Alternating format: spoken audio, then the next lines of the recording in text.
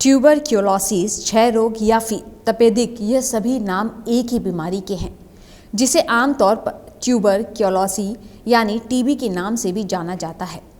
तपेदिक यानी टीबी संक्रामक रोग है जो बॉडी में धीरे धीरे फैलता है। इस बीमारी को बॉलीवुड इंडस्ट्रीज ने खूब भुनाया है। साल 1977 में रिलीज हुई फिल्म अमर अकबर एंथनी का वो सीन याद कीजिए जब प्राण द्वारा निभाया गया किरदार किशन लाल सालों बाद जेल से बाहर आता है और घर आकर देखता है कि उसकी पत्नी यानी निरूपा रॉय जो बुरी तरह से खास रही है। जब उसे पता चलता है कि उसकी पत्नी को टीबी हो गई है, जो उसकी आंखों में दहशत और दर्द एक साथ उतर आते हैं। आगे इस फिल्म में निरूपा राय अपने छोटे छोटे 3 बच्चों को पति के भरोसे छोड़कर, क्योंकि वह नहीं चाहती कि पहले से भूखे मर रहे उसके परिवार पर उसकी बीमारी और उसके इलाज का बोझ पड़े। वहीं अमर अकबर एंथनी से 24 साल पीछे चलते हैं जब राज कपूर की आह आई थी। उस फिल्म में भी टीबी की भयावहता को देखने को मिला था। रईस बाप का एक बेटा गांवों में जाकर टीबी की चपेट में आ जाता है और फिर अपने मरने का इंतजार करता है। इसी तरह साल 1951 में आई हम लोग और 1963 में आई बंदनी भी टीबी के उस खौफ की कहानी बयान करती है। 1972 में आई संजीव कपूर अभिनीत परिचय में भी नायक गरीबी और टीबी का शिकार दिखाई जाता है। ये फिल्में काफ़ी हद तक उस वक्त की हकीकत दिखाती है जब टीबी होने का मतलब था सारी दुनिया से कट जाना और ऐसे ही चुपचाप किसी कोने में मर जाना। तब टीबी की दवा नहीं थी। टीबी भारत के लिए ही नहीं बल्कि पूरी दुनिया आज भी एक चुनौती बना हुआ है।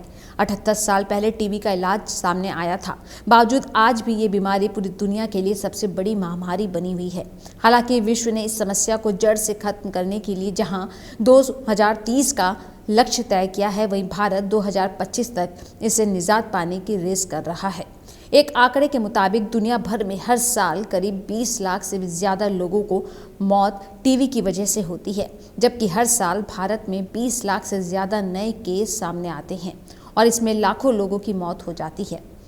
पूरी दुनिया में टीबी के मरीजों की संख्या लगातार बढ़ रही है। यह बीमारी महामारी का रूप धारण कर ले, इसके लिए लोगों को जागरूक करने की ज़रूरत है।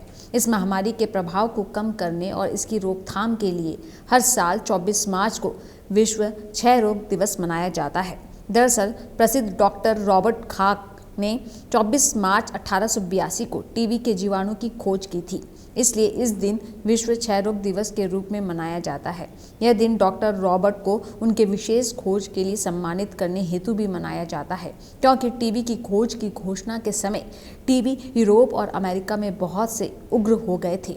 हर 7 लोगों में से एक को इस भयानक बीमारी का शिकार होने के कारण अपने जीवन से हाथ धोना पड़ रहा था। डॉक्टर रॉबर्ट की खोज ने तपेदिक का निदान और इलाज करने के लिए रास्ता खोल दिया, जिसके बाद इसके लिए उन्हें नोबेल पुरस्कार से सम्मानित किया गया। क्षय रोग को तपेदिक एवं टीबी भी कहते हैं।